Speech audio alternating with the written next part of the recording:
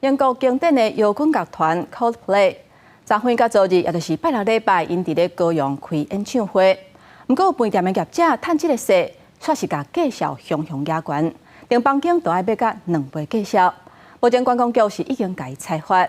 那市府嘛讲，若是黑白绑架，除了上当会罚5万块以外，嘛会公布业者的名单。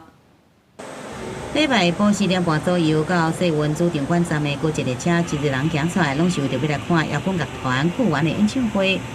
因为是对我来说，我是第一次看演唱会，所以我很激动，很期待这个表演。都花钱了，为什么要提早走？就是看完塞没关系。对啊，就慢慢走回去。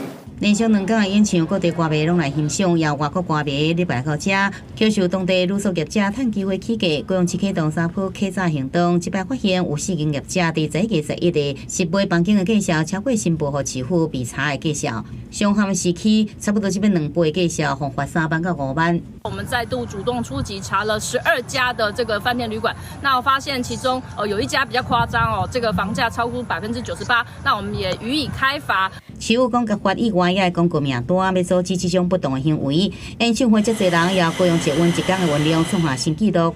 外地的民众不单纯只是在演唱会的时候，也利用这一次的机会来回的搭乘捷运，在观光景点做穿梭。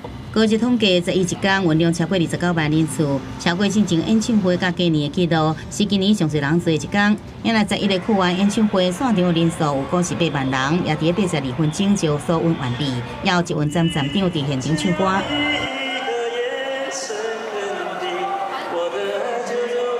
高捷也推出所运的计划，会看状况调整班次，上紧3分钟就一班车。